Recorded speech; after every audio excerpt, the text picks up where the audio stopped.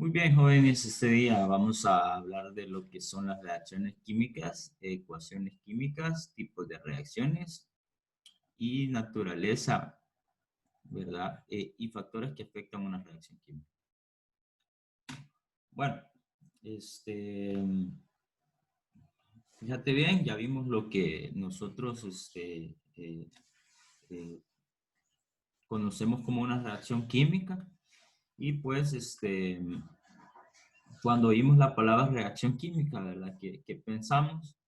Y bueno, lo que entendemos hoy es de que es un proceso, ¿verdad? En el cual los átomos, ¿verdad? Ya sea de sustancias puras o de sustancias compuestas o más de una sustancia, más de dos sustancias, perdón, se reorganizan, se mezclan y al mezclarse se combinan y forman una nueva sustancia. Esas, fíjate bien, este fenómeno químico se puede representar a través de ecuaciones. Ya sabemos todos que una ecuación es una igualdad. Sí, una ecuación es una igualdad.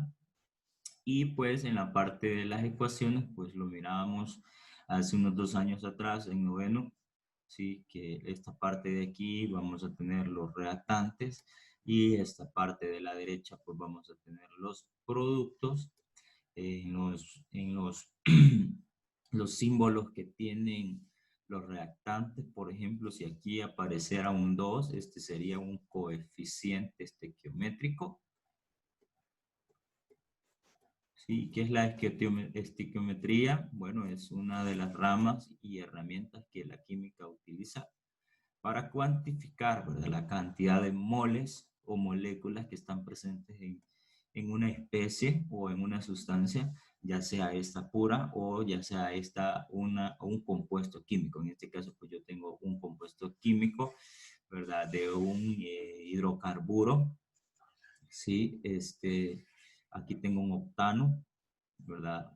Si yo le dejo este 2, tendría 2 moléculas de octano, ¿sí?, uniéndose con una mol de oxígeno y ambos se encuentran en estado gaseoso. Estas letritas de acá abajo van a indicar el estado en que se encuentra la especie o la sustancia, y la flechita acá que va para acá me está diciendo, indica que produce o igual, ¿verdad?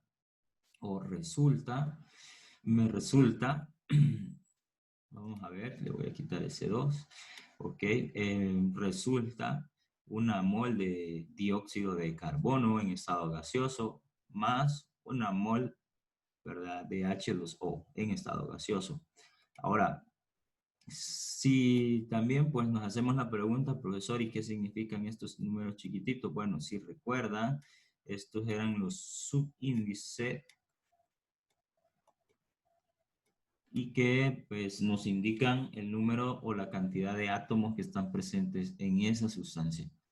Muy bien. También vamos a tener que cuando la sustancia, fíjate bien, el producto libere un gas, pues vamos a tener que ubicar una flecha hacia arriba, ¿sí? Que quiere decir que el producto se manifiesta en forma de gas. Y pues vamos a ver a continuación una serie de simbologías, ¿verdad?, que nos van a ayudar, fíjate bien, a aumentar pues nuestro conocimiento.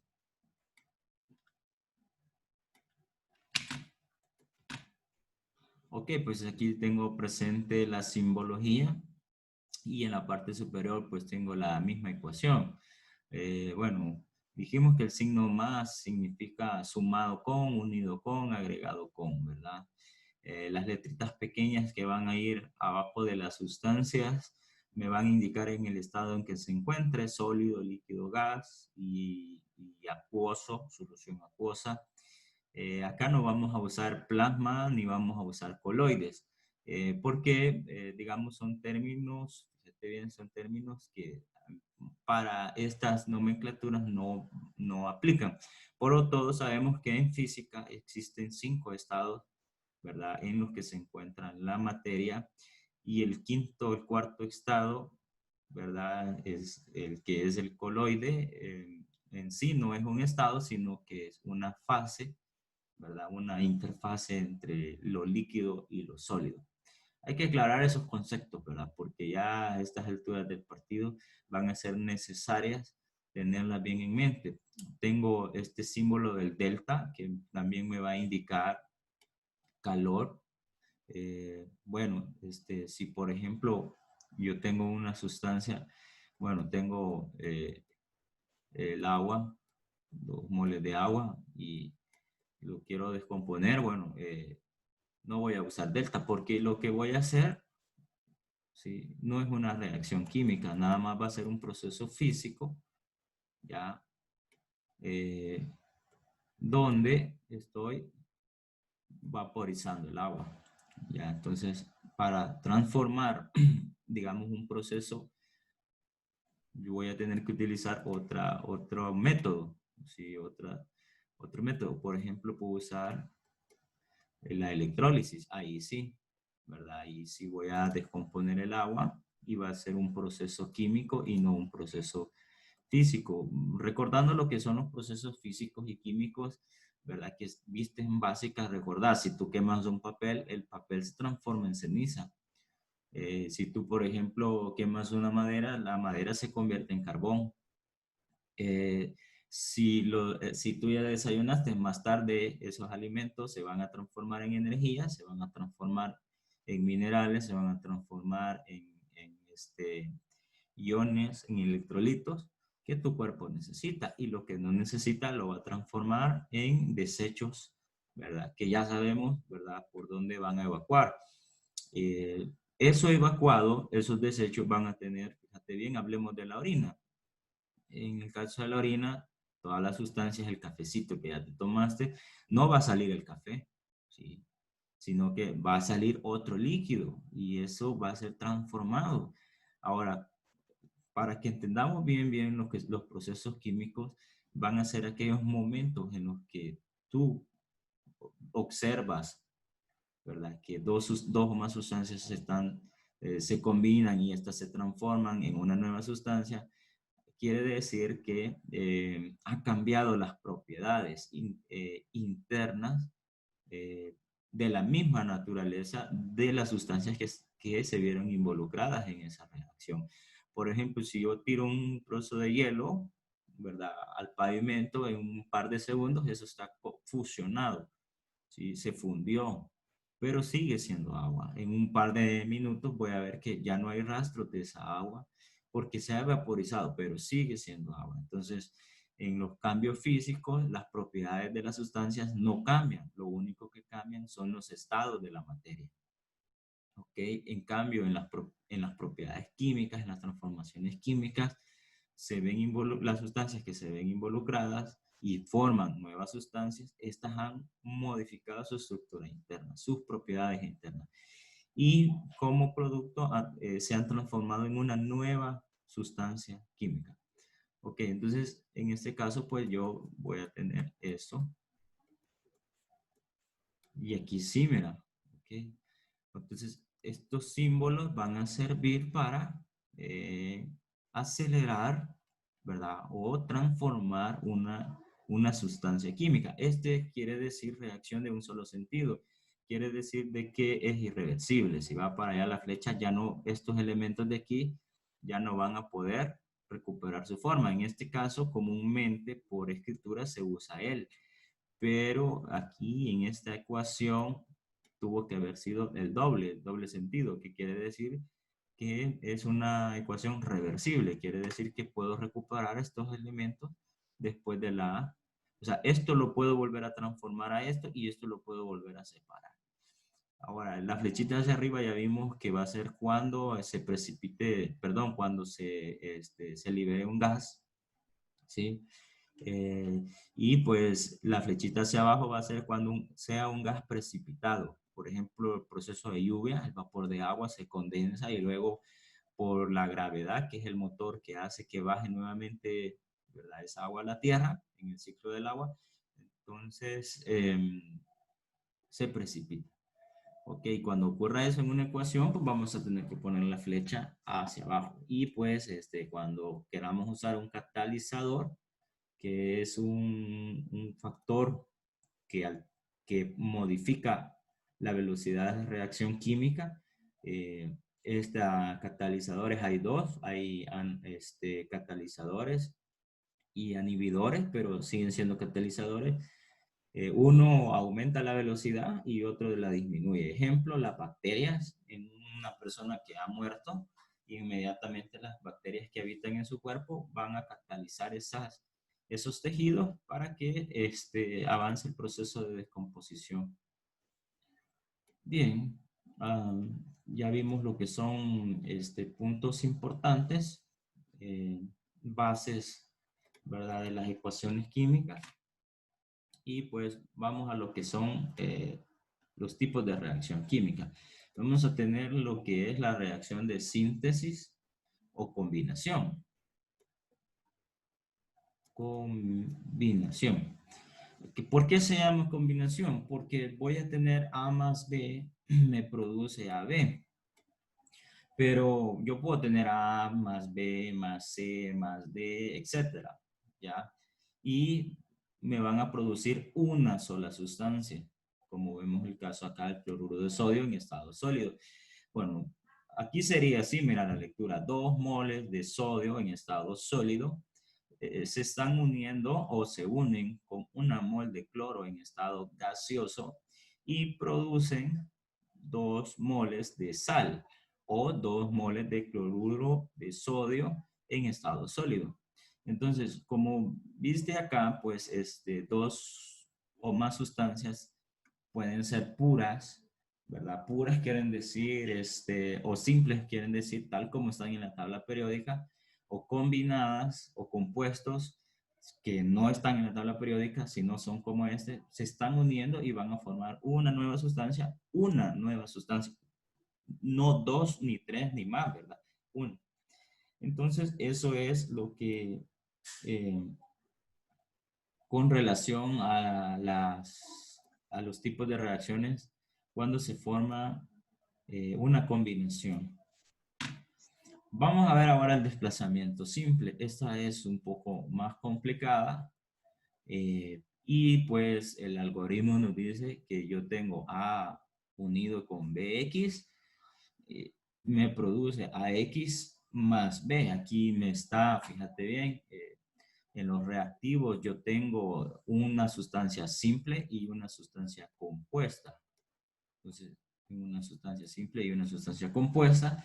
Y hay un desplazamiento. O sea, ese desplazamiento quiere decir que una de las sustancias va a ser cambiada de posición.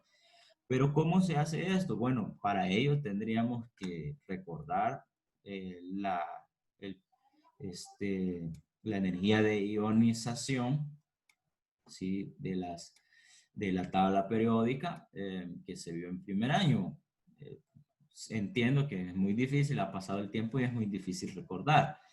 Ahora, probablemente algunos pues que estudiaron en otro lado, pues quizás no lo vieron, o quizás sí lo vieron y quizás sí lo recuerdan, pero el punto aquí no es ese, el punto es de que nos vamos a ir por cargas. Así para recordarte un poquito, pues vamos a entender de que los que están a la izquierda van a ser más positivos y los que están más a la derecha van a ser más negativos, no tomando en cuenta el grupo 18, ¿sí? Y hablando específicamente del grupo 13 hasta el grupo 17, donde el grupo 17 van a ser los más negativos que hay. Entonces, esta negatividad, fíjate bien, tiene que ver con la ganancia de electrones. Y la ganancia de electrones tiene que ver con la estabilidad que necesita tener este tipo de átomos, ¿verdad? En su último nivel o en su último orbital, ¿verdad? Cuando digo orbital son los anillos que lo rodean, ¿verdad? Ok, entonces me estoy refiriendo al último anillo. Muy bien, entonces,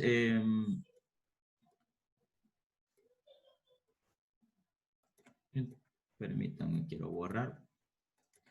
Ok, borramos eso, entonces nos vamos a dar cuenta, si tenés tu tablita en la mano, de que es por elementos como, por ejemplo, el magnesio. El magnesio está en los de la izquierda, entonces este va a ser positivo. Sí. Ok. Cobre está en medio, entonces este es positivo. Azufre está en la derecha, grupo, ¿verdad? 17, bueno, perdón, está en los elementos de la derecha y es negativo. Y el oxígeno también es negativo. Estos negativos, como dijimos, son expertos en quitar electrones, por eso son de carácter oxidante. Como vimos en el video, nos hablaban de la oxidación del hierro. ¿Qué ha pasado con la oxidación del hierro? Lo que pasa es que el hierro se ha combinado con el oxígeno y por eso vemos su transformación.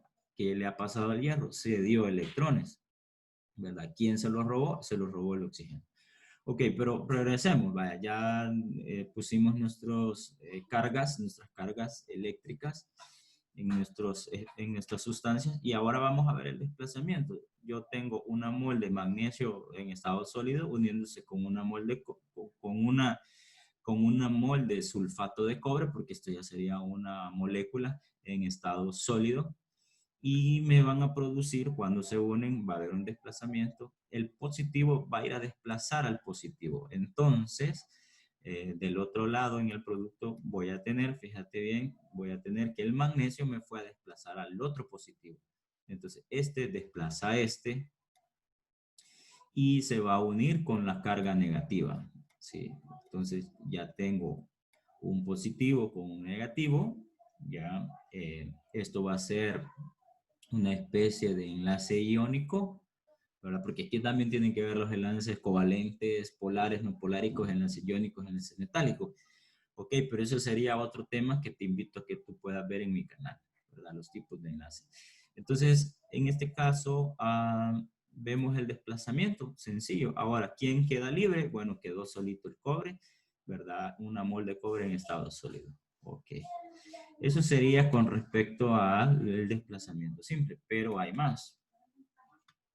Hay más, vamos a tener un baile ahí en la química, ¿verdad? Porque tenemos el desplazamiento doble y este es igual, pero más difícil, porque voy a tener lo que solucionar con la misma base de conocimiento, pero